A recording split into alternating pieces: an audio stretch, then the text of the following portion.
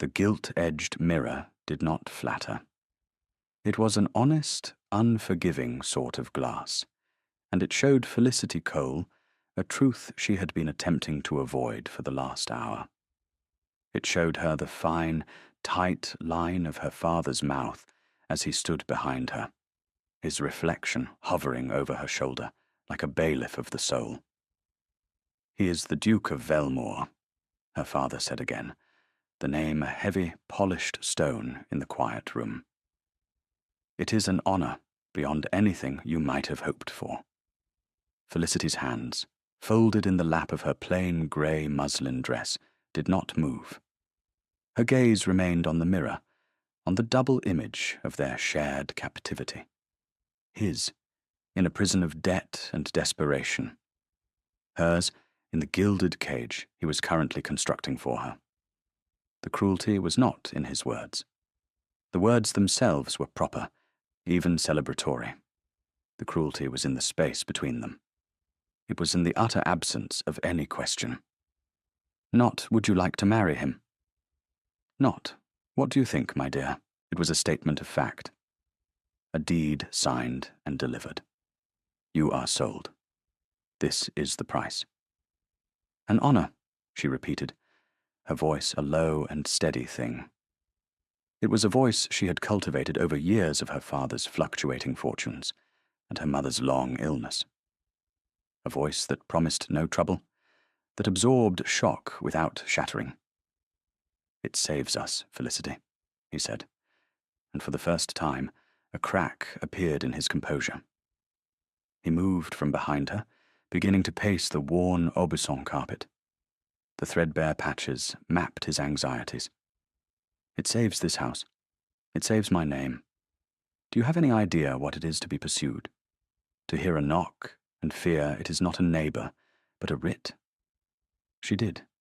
She knew intimately. She knew by the way he flinched at the sound of carriage wheels on the gravel drive.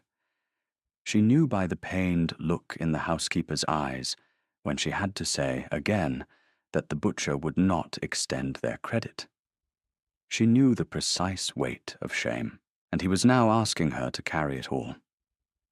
"His Grace requires a wife," her father continued, his back to her. He stopped before the window, looking out at the overgrown lawns. "A duchess. He is the last of his line. His brother? There was a tragedy. The Duke has need of a respectable, well-bred young woman. Quiet. Uncomplicated. Uncomplicated. A thing to be installed, like a new set of curtains. Our man of business, Mr. Davies, has been in correspondence with the Duke's own solicitor. The arrangements are delicate, but they are made.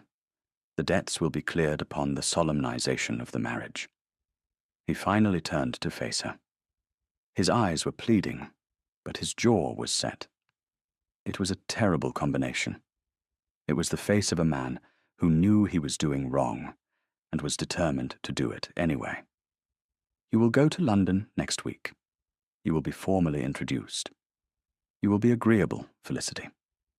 It was not a request. It was an instruction on how to behave at one's own auction. She did not cry. She had learned a long time ago that tears were exactly what he expected. They were a currency he knew how to manage, to soothe, to ultimately ignore. Silence, however, was a fortress he could not breach. She stood, her reflection rising to meet her in the old mirror. "When do I leave?" she asked. Relief washed over his face, so potent it was nearly indecent. He had his compliance. The transaction was secure. "Tuesday," he said, his voice suddenly brisk. "You will need a new dress, something suitable for meeting a duke." Felicity looked down at her grey muslin. It was clean. It was mended. It was all she had that was not patched. "This will be suitable enough," she said, because it did not matter what she wore. The goods had already been sold. The day before she was to leave for London, a storm rolled in from the west, a great bruised belly of cloud that broke over the rolling hills of their small corner of Hertfordshire. Felicity had always loved the rain. It washed the world clean. It was the one thing that fell upon the grandest estate and the most humble cottage with equal indifference. She pulled on her sturdiest boots and a heavy cloak, ignoring the housekeeper's worried clucking. She needed to walk. She needed to feel the cold, wet air on her face and the solid earth beneath her feet one last time before she was handed over to a life of polished floors and suffocating etiquette. She walked far, her mind a tumult of unspoken protests and resigned prayers. She walked until the familiar paths gave way to a little-used track that cut across the low-lying fields toward the old woods. The rain came down in earnest now, a relentless drumming on the hood of her cloak. The track turned to a slick, sucking mire of mud. It was foolish to be out here, she knew. It was reckless, and it felt like the only sane thing she had done all week. It was as she rounded a bend, where the track dipped into a hollow, that she saw it, a dark, handsome, travelling carriage, slewed at a desperate angle, one of its great rear wheels sunk to the axle in the churning mud. A single, fine-boned horse stood patiently in the traces, its head bowed against the downpour. And beside the wheel, covered in mud from his boots to the collar of his fine wool coat, was a man. He was tall, and from the set of his broad shoulders, powerful. He had abandoned his hat, and his dark hair was plastered to his forehead. He was engaged in a furious, futile battle with the wheel, his shoulder set against it, trying to heave the entire carriage from the mud's embrace by sheer force of will. He cursed, a low, frustrated sound that the wind snatched away. Felicity hesitated for only a moment. Her father's voice echoed in her head. A young lady does not accost strange gentlemen on lonely roads. But her own pragmatism answered, "That is not a strange gentleman. That is a man who needs help." She drew closer, her boots making soft, squelching sounds. "You will not move it that way," she said, her voice clear and carrying over the rain. He froze, then straightened up slowly, turning to face her. He looked less like a gentleman, and more like some primal creature of the earth, splattered with its essence. He was older than she had first thought, perhaps a little over 30. His face was all sharp angles and aristocratic lines, now smeared with mud and streaked with rain. But it was his eyes that caught her. They were grey, the colour of the storm-tossed sky, and filled with a startling combination of fury, frustration, and a deep, abiding sadness that seemed entirely separate from his current predicament. "And you are an expert in the extraction of carriages, are you?" he asked, his voice a low growl of sarcasm. His accent was that of the highest echelons of the tongue, clipped and precise, even when laced with irritation. Felicity was not deterred. She had been dealing with her father's tempers for years. This was nothing. "I am an expert in this particular mud," she corrected him calmly. "You are trying to lift. You need to lever, and you are pushing against the slope of the ditch." She pointed. "You are only driving it deeper." He stared at her. 1 second. 2 seconds. The rain dripped from the end of his nose. She expected him to dismiss her, to tell her to be on her way. Instead, something shifted in his expression. The fury receded, replaced by a weary curiosity. "Very well, Miss Expert in the mud," he said, with a hint of a wry twist to his mouth. "What do you propose?" "There is a fallen fence post about 100 yards back," she said, her mind already working. "It is old oak. It will be strong enough. We will need to dig out from under the axle and use the post as a lever. with that large stone as a fulcrum. She pointed to a rock half buried in the verge. Your horse can pull once the weight is shifted. It cannot pull the dead weight of the carriage and the mud. He did not argue. He simply gave a short, sharp nod, as if receiving a report from a trusted subordinate.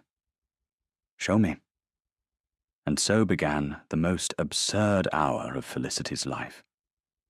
She led him back to the fence post, which he wrenched from the ground with an impressive display of strength. Together, they dragged it back to the mired carriage. Under her direction, he used his hands to scoop away the clinging, clay-like mud from beneath the axle, while she found smaller stones to jam behind the other wheels to stop them from sliding further. They worked in a strange, silent communion. The rain was their chaperone, the wind their conversation.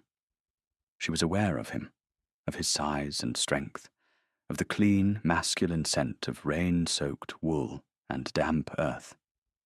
He moved with a surprising grace for a man of his station, without complaint, his earlier frustration channeled into focused effort. He glanced at her once, her cloak soaked through, her hair escaping its pins and sticking to her cheeks.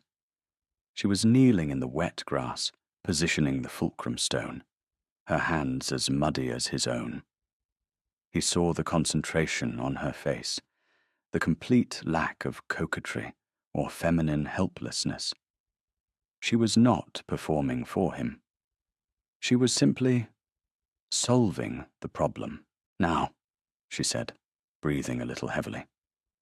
Jam the end of the post under the axle. When I give the word, put all your weight on the other end. I will guide the horse. He did as he was told.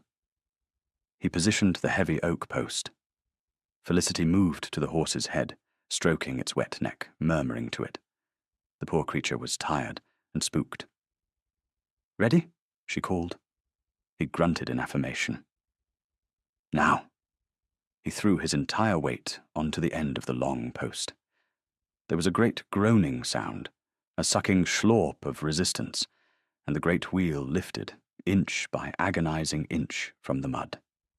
At the same moment, Felicity urged the horse forward. Walk on, boy. Hup. The horse, feeling the shift in weight, strained in its traces. The carriage shuddered, creaked, and then, with a final, violent lurch, it rolled forward onto solid ground. It was done. Felicity stood, patting the horse's neck, her heart thumping with exertion. The man leaned against the side of the carriage, breathing heavily, mud clinging to him like a second skin. He looked at the liberated wheel, then at her. A slow, genuine smile spread across his face, transforming it completely. The sadness in his eyes was still there, but it was joined by something else. Astonishment, and a grudging admiration. I'll be damned, he said, his voice softer now. Miss Expert in the mud. Felicity felt a blush rise to her cheeks, a warmth that had nothing to do with the cold.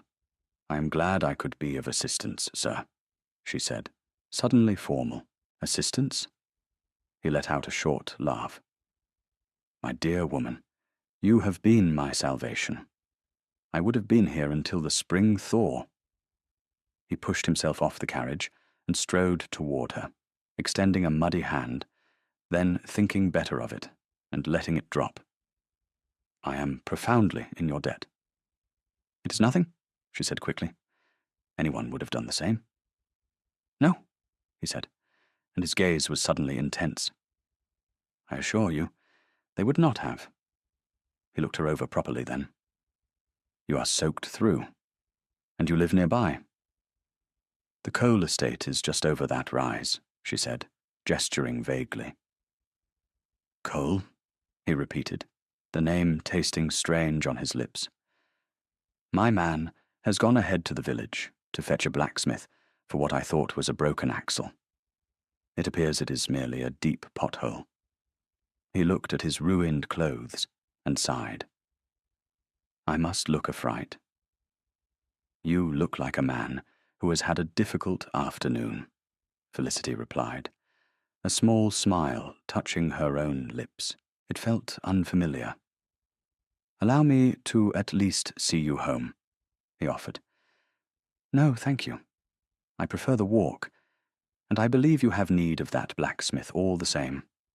Your wheel may be free, but it looks to have taken a beating." He had the grace to look chagrined. "Of course, you're right." He hesitated, as if unsure of the protocol for this bizarre situation.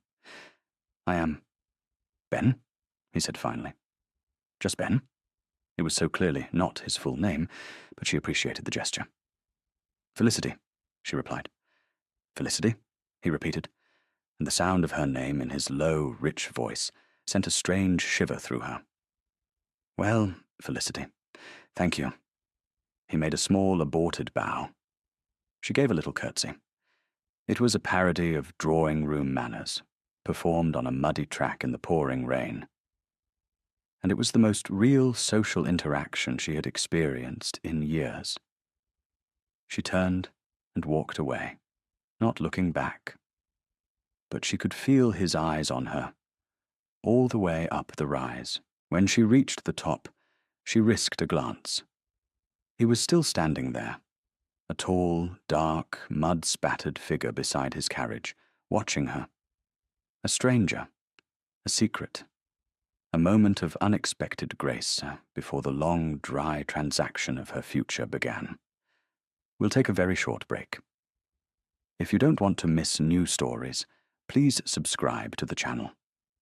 London was a symphony of noise and smoke, a stark contrast to the rain-washed silence of the countryside.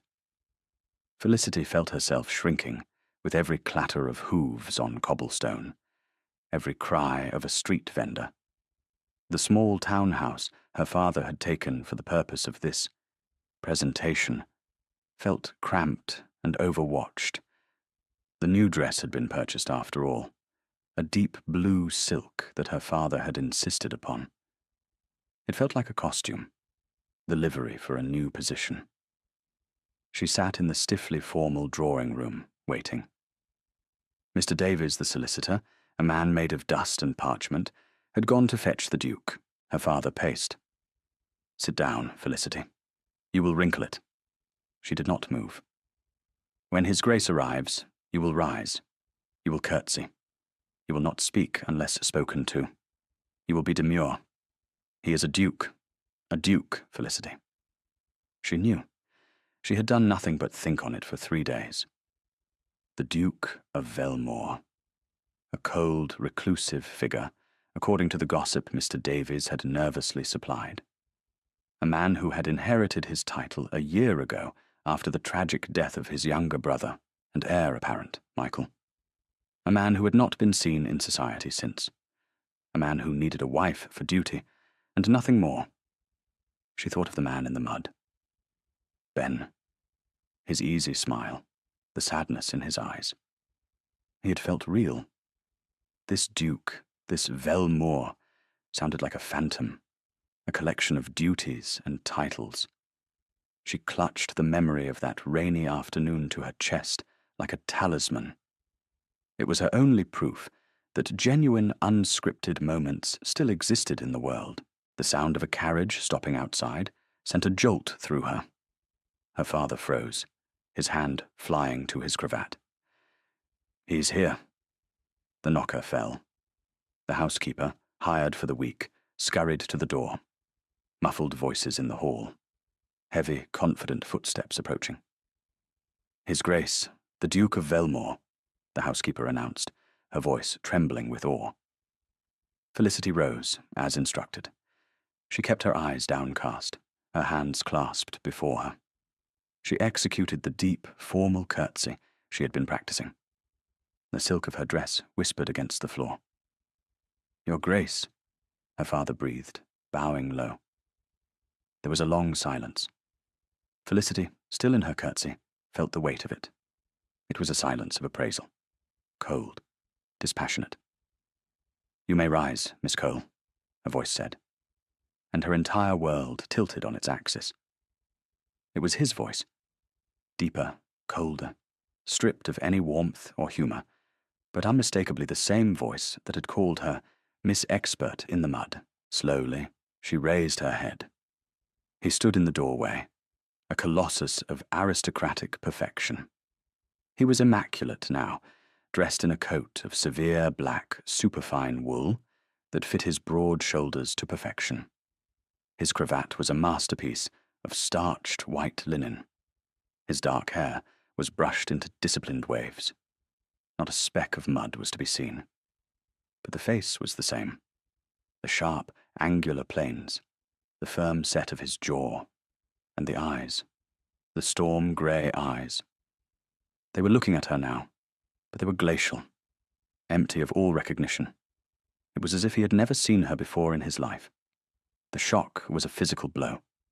She felt the blood drain from her face. It was him, her stranger, her secret.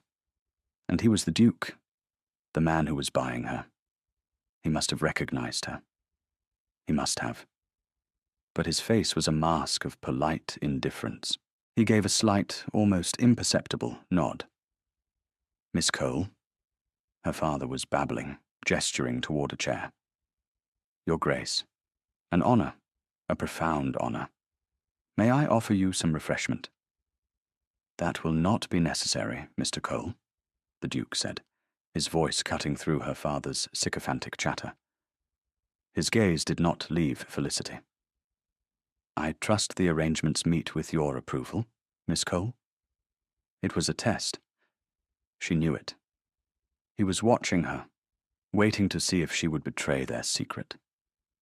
Waiting to see if she was the sort of woman who would claim a prior acquaintance to her advantage. The humiliation was a hot, bitter wave. He was not just ignoring their meeting. He was challenging her to mention it. She drew on every ounce of the composure she had spent a lifetime perfecting. She met his cold gaze with a quiet stillness of her own. The arrangements are as my father wishes, she said, her voice even. I am guided by his wisdom in all things. Something flickered in the depths of his grey eyes. It was not warmth, perhaps disappointment. Or was it respect? It was gone as quickly as it came. He nodded again, a sharp, decisive gesture. Excellent. My solicitor will be in touch with Mr. Davies to finalize the schedule. The wedding will be by special license, as soon as possible. He looked around the small, cramped room with an air of faint distaste.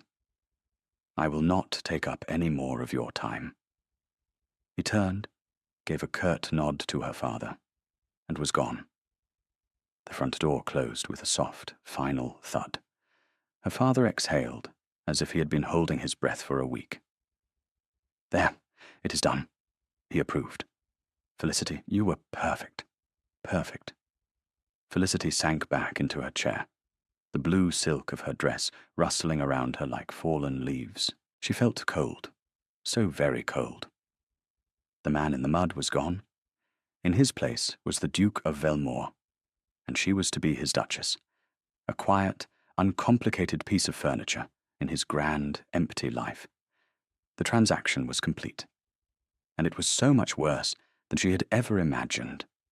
The wedding was a bloodless affair, conducted in a dusty corner of a London church, with only her father, Mr. Davies, and a grim-faced man who must have been the Duke's solicitor as witnesses. Felicity wore a simple dress of cream-coloured silk. Benjamin, she could not think of him as His Grace when he stood so close, wore the same severe black he seemed to favour. He spoke his vows in a low, clear monotone, his gaze fixed on a point somewhere over the vicar's shoulder. When it was her turn, Felicity's voice was a whisper, but it did not tremble. The moment the vicar pronounced them man and wife, a palpable tension filled the small space. Benjamin turned to her. For a horrifying second, she thought he might try to kiss her, as was custom. Instead, he simply took her gloved hand, his touch brief and cool, and raised it halfway to his lips in a gesture so formal it was an insult. "Duchess," he said, the word a sentence. And that was it. She was the Duchess of Velmore. They travelled to his country seat, Farhurst, in his carriage. It was not the one that had been stuck in the mud. This was a grand, lacquered vehicle, emblazoned with a ducal crest, sprung so perfectly one barely felt the road. They sat opposite one another, the space between them a vast, silent chasm. He did not speak for the first hour. He simply stared out the window, his profile as sharp and unforgiving as a blade. Felicity sat with her hands in her lap, watching the city give way to countryside, her own thoughts a turbulent sea. Why the charade? Why pretend he did not know her? Was he ashamed to have been found in such a state? Or was he ashamed of her, the muddy girl who had directed him with such impertinence? Perhaps he thought she had engineered the meeting, though that was an impossibility. Finally, as if sensing her turmoil, he spoke, his eyes still fixed on the passing landscape. "I believe it is best we have an understanding," he said, his voice devoid of emotion. "This is a marriage of duty. For me, it is the continuation of a name. For your father, it is the erasure of his debts. For you, it is a title and a home." He turned his head then, and his grey eyes pinned her to her seat. "I will not be a husband in the conventional sense. My time is my own. I have obligations that require my solitude. You will be mistress of Farhurst. You will have your own wing of the house. You will want for nothing in a material sense. Your duties will be to manage the household and, in due course, to provide an heir. Beyond that, I require only your discretion and your absence." It was the coldest, most brutal speech she had ever heard. It laid her out like a specimen under glass. Discretion and absence. Be invisible. Be quiet. "Do you understand?" he asked. Felicity met his gaze. The man from the mud was well and truly buried. This was a stranger, a hard, polished shell of a man, and she was trapped with him. "I understand, Your Grace," she said, her voice steady. "You have purchased a duchess. I will endeavour to be worth the price." For the first time, a flicker of genuine emotion crossed his face. A muscle jumped in his jaw. He looked for a fleeting moment, as if she had struck him. He opened his mouth to say something, then closed it again. He turned back to the window. They did not speak again for the rest of the journey. Farhurst was magnificent. It was also utterly soulless. It rose from the rolling landscape like a great pale stone mausoleum, perfectly proportioned, architecturally flawless, and radiating a palpable chill. The staff lined up in the entrance hall, a tableau of starched aprons and nervous expressions. At their head was a housekeeper who looked as ancient and unyielding as the house itself. They bowed and curtsied as one. Benjamin walked past them without a word, gesturing for the housekeeper to attend to his new wife. "Her Grace will be in the Sunderland wing," he said, his voice echoing in the cavernous, marble-floored hall. "See to her needs." Then he turned and walked down a long corridor, disappearing through a heavy oak door that closed with a quiet, definitive click. He had not so much as glanced at Felicity. Her own wing, a gilded prison within the larger one. The Sunderland wing was beautiful. The rooms were light and airy, the furniture exquisite, the views of the parkland breathtaking. It was also utterly impersonal. There was not a single book out of place, not a shawl draped over a chair, not a sign that anyone had ever truly lived there. Felicity endured the ministrations of the housekeeper, Mrs. Croft, and a young, terrified housemaid named Anna. She allowed them to unpack her meagre belongings, which looked pathetically out of place in the vast mahogany wardrobes. The first few weeks were a lesson in invisibility. She saw her husband only at dinner. They ate in a dining room that could have seated 60, placed at opposite ends of a gleaming 20-foot stretch of polished mahogany. Conversation was impossible and clearly not desired. He would eat quickly, his eyes on his plate, give a curt nod, and retreat back to his study. The heavy oak door. Felicity began to explore. She learned the geography of her prison. The house was a labyrinth of corridors and silent, dust-sheeted rooms. It felt as though it was holding its breath. The staff spoke in whispers, their movements furtive, their eyes constantly darting toward the west wing, toward the Duke's study. They were afraid of him. She found the library. It was her one sanctuary, a vast 2-story room, lined from floor to ceiling with books. It smelled of leather and paper and beeswax, a scent of life and history in the sterile house. And unlike the other rooms, it felt used. A book lay open on a reading stand. A stack of papers sat on a desk. This was his space. But he was never there when she visited. She would slip in during the day, running her fingers over the spines of books, breathing in the quiet. One afternoon, she found a book of poetry left on a window seat. It was open to a page marked with a dried wildflower. A woman's handwriting was in the margin. Felicity closed it quickly, feeling like an intruder. She learned things from the staff, not by asking, but by listening. She learned that Mrs. Croft had served the family for 50 years, that Anna the maid was saving her wages to help her mother, that the gardener, a taciturn man named Thomas, was worried about the blight on the roses. She started to talk to them, asking after Anna's mother, inquiring about the roses with Thomas. Small things, human things. She requested that a small table be set for dinner in a cozy morning room instead of the cavernous dining hall. Mrs. Croft looked scandalized, but the order was from the Duchess, so it was done. That evening, when Benjamin entered the morning room, he stopped dead in the doorway. The room was lit by candlelight. A fire crackled in the hearth, and a small round table was set for 2. It looked domestic. "What is this?" he asked, his voice sharp. "This is dinner, Your Grace," Felicity replied calmly from her seat. "I find I do not enjoy shouting my observations about the weather down a corridor of mahogany." He stared at her, then at the table. For a moment, she thought he would turn and leave.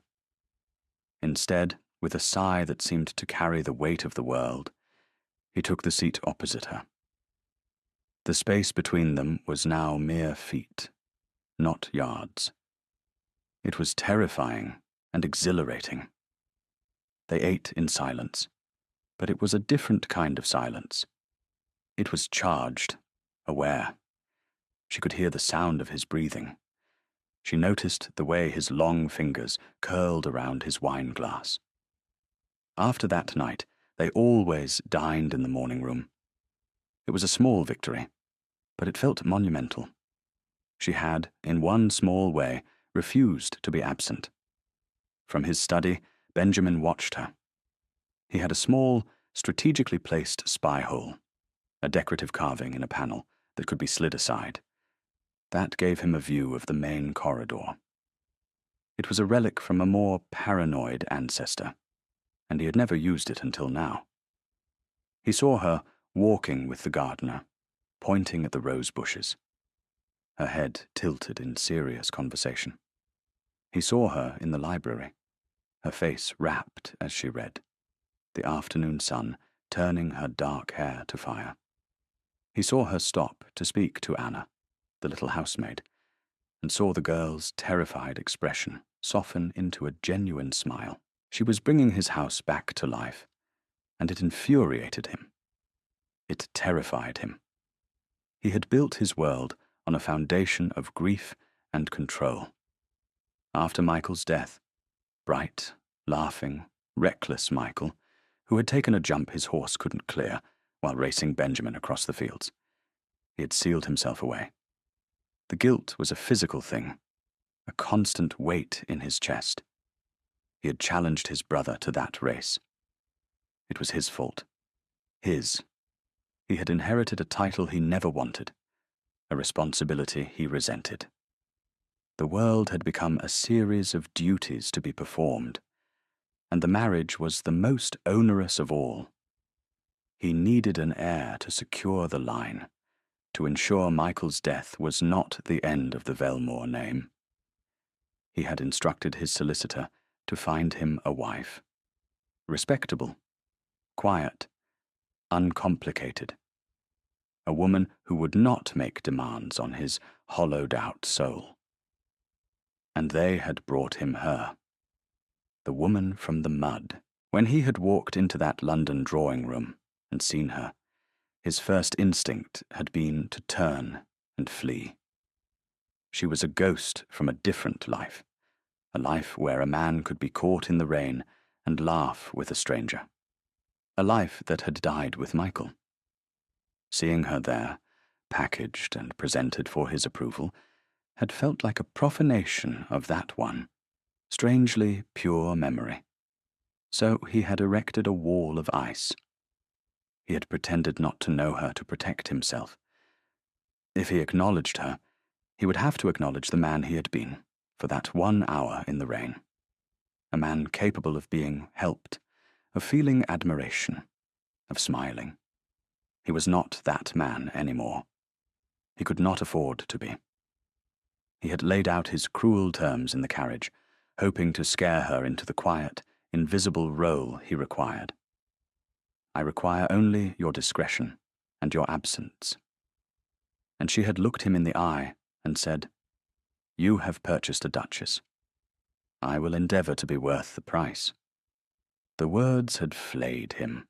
She had seen the transaction for exactly what it was, and had thrown it back in his face with a dignity that shamed him.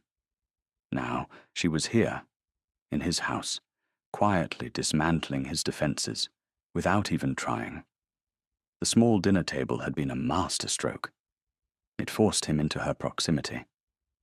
It made her impossible to ignore. He found himself watching the way the candlelight played in her hair, the intelligence in her quiet, observant eyes. He was losing control.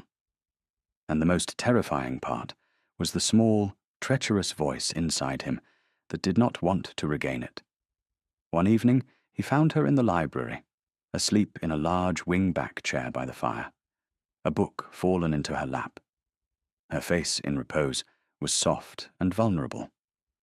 The carefully constructed mask of the Duchess was gone, and for a moment, she was just Felicity. He felt a powerful, protective urge that stunned him with its intensity. He wanted to pull the cashmere throw from the nearby sofa and cover her. He did not. He turned and retreated to his study, the oak door clicking shut behind him like a cell door. He was a coward, and he knew it. The Dowager Duchess of Velmore, Hortense, arrived like a galleon in full sail, unannounced and unexpected. She was a formidable woman in her late 70s, with eyes as sharp as her grandson's, and a tongue reputed to be even sharper. She descended upon Farhurst, her lorgnette held before her like a weapon, and surveyed the scene. Her gaze swept over the brighter, cleaner hall, the fresh flowers in a vase on the console table, Felicity's touch, and the nervous but less terrified staff. She found Felicity in the garden, discussing the new cuttings with Thomas. "So," the Dowager said, her voice raspy but powerful. "You're the little mouse my grandson has acquired. Felicity rose and curtsied. "Your Grace," she said, "we were not expecting you." "No one ever is," the old woman said, her sharp eyes taking in Felicity's plain dress and work-smudged hands. "It is how I get the most honest assessments. Benjamin is locked in his cave, I presume?"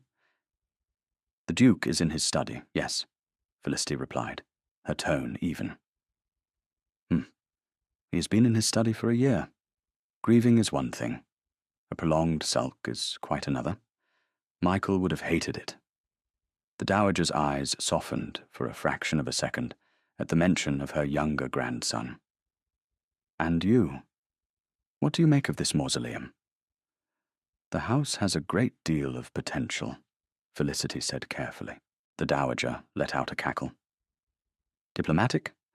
And you shortened the dining table. I heard about that from my sources." She tapped her ear. "Good. Hated that monstrosity. Always felt like I was shouting at my own husband from across the county." She took Felicity's arm, her grip surprisingly strong. "Walk with me, child. Tell me how a quiet little mouse from Hertfordshire managed to get my granite-headed grandson to change a single thing." Over the next few days, Hortense became Felicity's unlikely ally. She observed everything. She saw the silent dinners in the morning room, the way Benjamin's eyes would follow Felicity when he thought no one was looking, the way Felicity never pushed, never demanded, but simply was. "He's a fool," Hortense announced one afternoon as she and Felicity sat taking tea. "Like his grandfather, all duty and honor on the outside, a raging sea of sentiment on the inside, and just as dense. He thinks he's protecting himself from you. He doesn't realize he's starving himself to death." She leaned forward. "He was not always like this. Before Michael." He laughed. "Can you imagine that, child?" My grandson laughed. Felicity looked down at her teacup. "I can," she whispered, so softly the dowager almost didn't hear.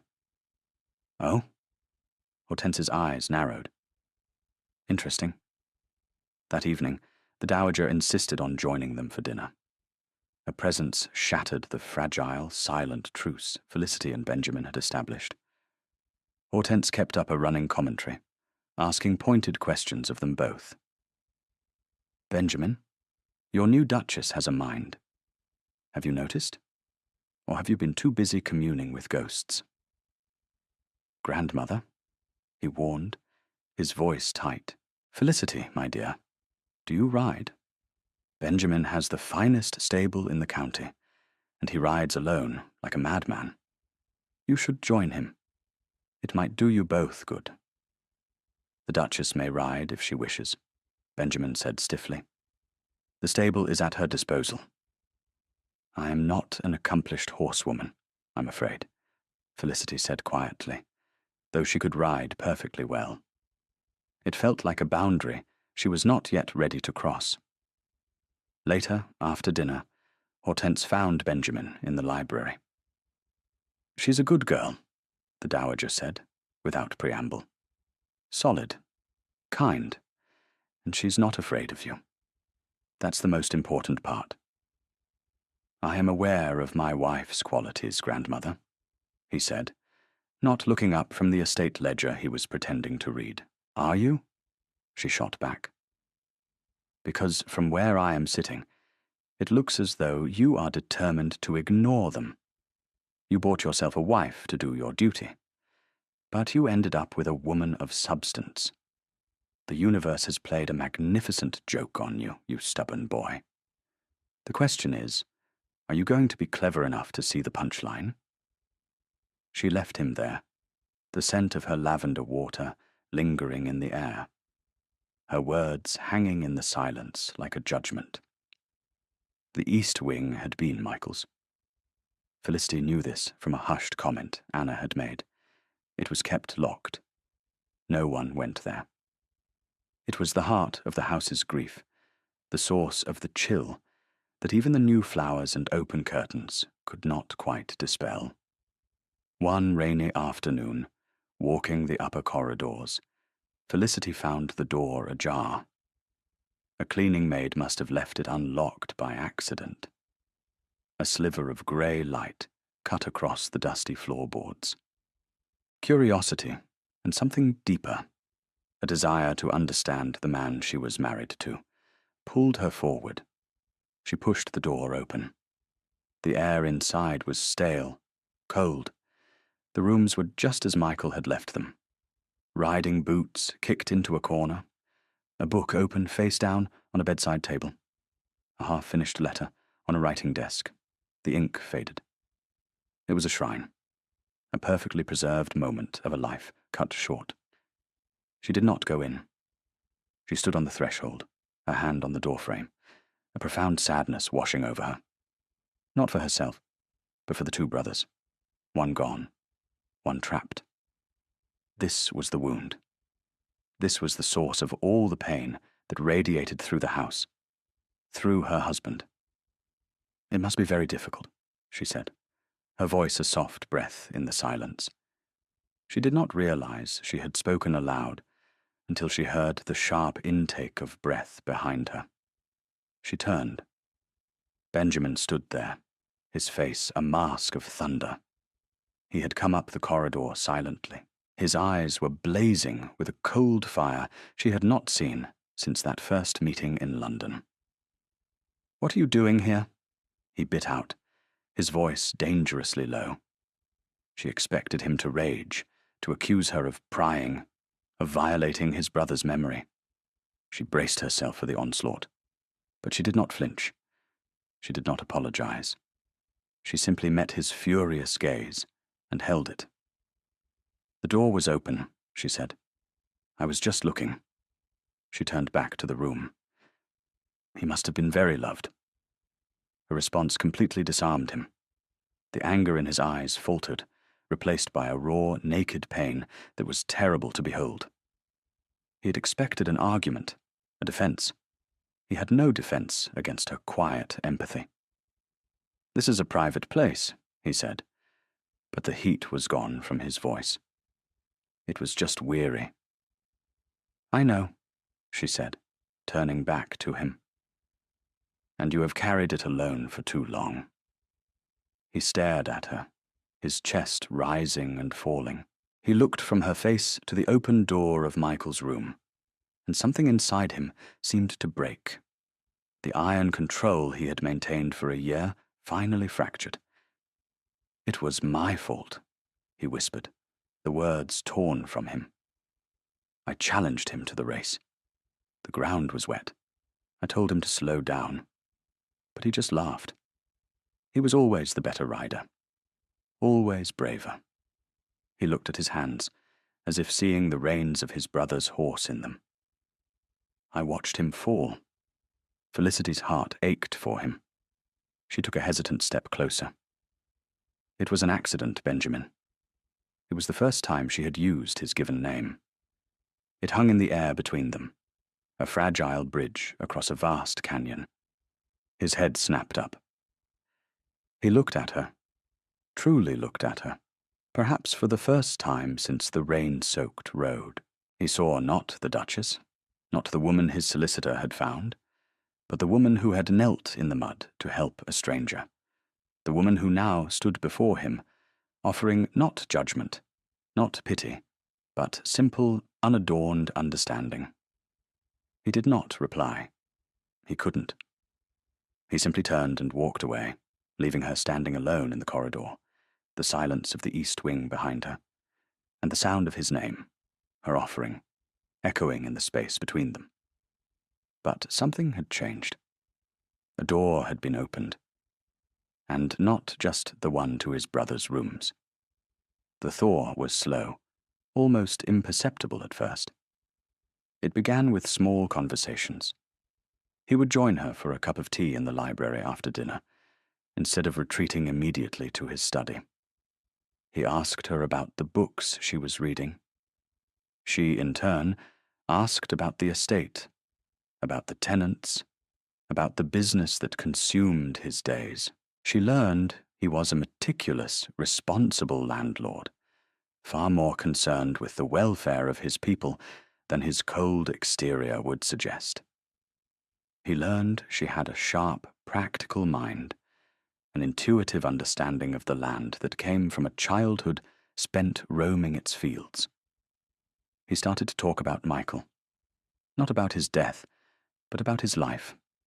Stories from their boyhood, filled with mischief and laughter. As he spoke, Felicity saw glimpses of the man he had been. The man who could laugh, the man his grandmother had described. He was excavating his own past, and she was his quiet, patient witness. One crisp autumn morning, he found her in the hall, pulling on her cloak. "I am walking to the home farm," she said, before he could ask. "Mrs. Croft tells me the steward's wife has a new baby." "It is a 3-mile walk," he said. "I enjoy walking." He hesitated. "I will have the carriage brought around." "There is no need, Your Grace.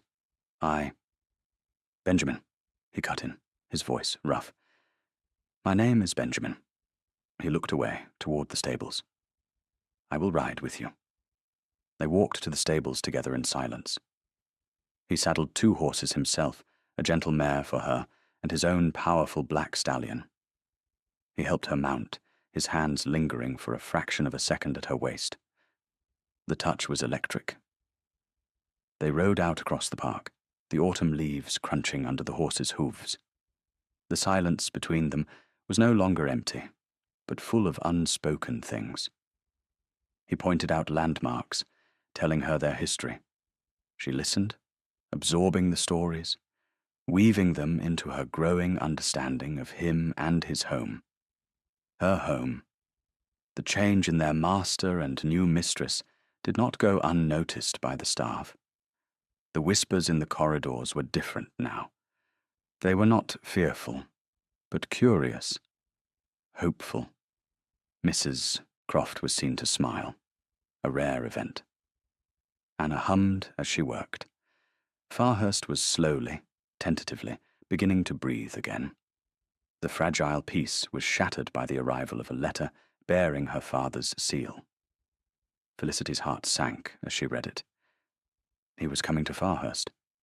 He wrote of wanting to see how his dear daughter was faring. But she knew the truth. His first payment from the Duke's fortune would be spent. He was coming for more. She found Benjamin in the study, the heavy oak door now often left ajar. She handed him the letter without a word. He read it, his expression hardening. "You do not have to see him," he said. "He is my father," she replied, the words tasting like ash. The old chains of duty were heavy. "He sold you, Felicity." The words were quiet, but brutal in their honesty. "I know," she said, looking down at her hands.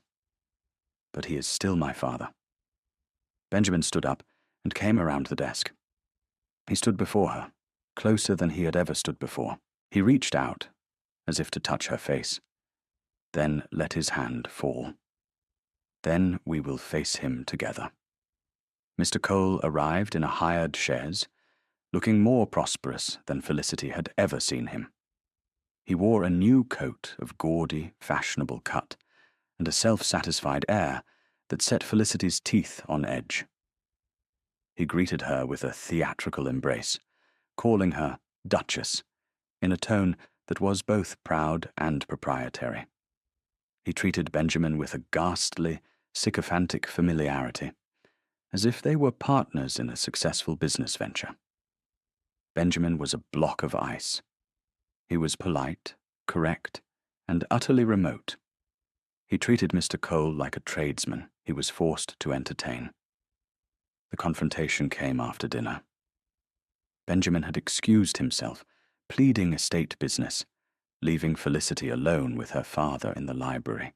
The dowager had conveniently retired with a headache, though she gave Felicity a look that was pure steel and whispered, "Give him no quarter, child." "Well," her father said, rubbing his hands together as he surveyed the magnificent room. "You have done well for yourself, my girl. Very well indeed." "I have done as you required," Felicity said, her voice cool. He seemed not to notice her tone. "Yes, yes. And now, well, an opportunity has arisen. A wonderful investment in the shipping trade. But it requires capital. A small amount for a man like Velmore." "No," Felicity said. Her father blinked. "No? What do you mean, no? It is a trifle for him, and it is your duty, as a daughter, to see to your father's prosperity." "My duty," she repeated, the words flat and dead. "My duty was to marry him to save your name. I have done my duty. The contract is fulfilled." His face darkened. The jovial mask fell away, revealing the desperate, grasping man beneath. "Do not take that tone with me, Felicity. You are a duchess because of me. You live in this palace, wear these fine clothes, because I had the foresight to arrange it. Do not forget your place." "I know my place very well," she said, her voice rising, infused with a strength she didn't know she possessed. "I am the Duchess of Velmore, and this is my house, and you will not speak to me in that manner within it." "Insolent girl," he roared, his face purpling. "After all I have done for you, you are an asset, and you will do as I say. You will go to your duke, and you will get me that money." "That will not be necessary." The voice came from the doorway. Benjamin stood there, his frame filling the entrance. He was no longer the remote duke. He was a figure of quiet, controlled fury. He had overheard everything.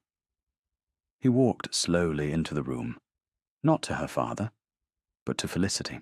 He came to stand beside her, his shoulder almost touching hers. A united front. He did not look at her, but she could feel the heat and strength of him. A living shield.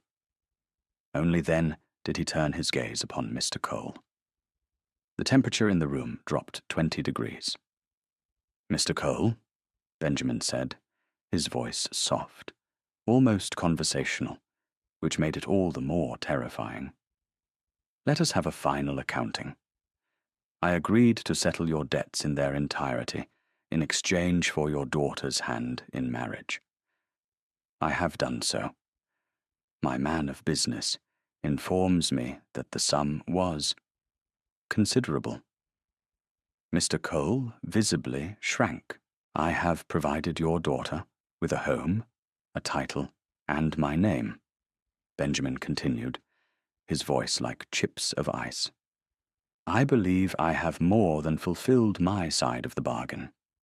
You, on the other hand, have come into my home, insulted my wife, and attempted to treat her as a chattel to be leveraged for your own gain. You have not behaved as a gentleman. You have not, I think, ever behaved as a father." He took a step forward. "You will not receive another penny from me. Not now, not ever. Furthermore, your access to this house, and to your daughter, is no longer your right. It is a privilege to be granted, or withheld, at the Duchess's discretion." He looked at Felicity. "And at mine." Her father stared, his mouth opening and closing like a fish. He looked from the Duke's implacable face to his daughter's resolute one. He saw no weakness, no opening. He was defeated. The bluster drained out of him, leaving a small, shabby, frightened man.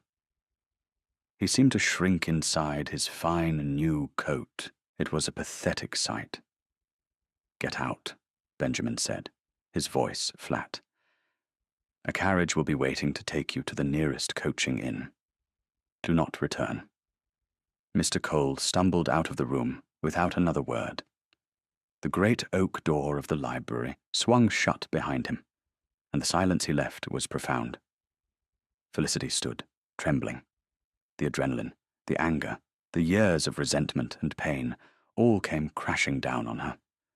A single tear escaped and traced a path down her cheek. Benjamin turned to her. He gently, so gently, reached up and brushed the tear away with his thumb. His touch was warm. "He's gone," he said softly. "Thank you," she whispered. Her voice choked. He looked at her, his storm-grey eyes filled with 1,000 emotions she was only just beginning to learn how to read. Regret, apology, and a deep, aching tenderness. "Your father," he said, his voice rough with feeling, sold a treasure he did not recognize. He took a deep breath. "Felicity, I am the one who should be thanking you. You came into this house, a house of grief and silence, and you have filled it with light. You have been patient with a man who did not deserve your patience. I was wrong. The terms of our marriage, they were cruel. I was cruel. I was drowning, and I was determined to let no one near me." He took her hands in his. They were strong and warm. "Can you ever forgive me?" "There is nothing to forgive," she whispered, looking up at him. "Felicity?" He said her name as if it were a prayer. "I." He stopped, searching for the words. "The day we met, in the mud, I thought you were the most extraordinary woman I had ever seen. I was afraid of that, afraid of what you might make me feel. I have been a fool." "And I," she said, a small, watery smile touching her lips, "thought you were just a very stubborn man named Ben." A ghost of his old smile, the one from the rainy track, touched his lips. "I'm still that man, I think." "Good," she said. And then, feeling bolder than she had ever felt in her life, she rose on her toes and pressed her lips to his. It was a tentative kiss at first, a question. He responded instantly, his arms coming around her, pulling her close, deepening the kiss into an answer. It was a kiss of homecoming, of promises remade, of a future beginning. When they finally broke apart, they were both breathless. He rested his forehead against hers. "Is it too late," he whispered against her lips, "to begin this marriage again?" She looked up into his eyes, the grey now warm and clear as a summer sky after a storm. "Benjamin," she said, her voice full of all the love she had held in silence for so long, "it is just the beginning." Epilogue. 1 year later. The gardens at Farhurst were in full riotous bloom. The roses, under the combined care of Thomas the gardener and the Duchess herself, were a triumph of crimson and gold. The house, once a silent mausoleum, was now filled with light and laughter. The dust sheets were gone, the rooms aired and used. The sound of a pianoforte could often be heard drifting from an open window. Felicity, Duchess of Velmore, stood on the great lawn, directing 2 gardeners who were moving a large stone urn. "A little to the left," she called out, shielding her eyes from the afternoon sun with her hand.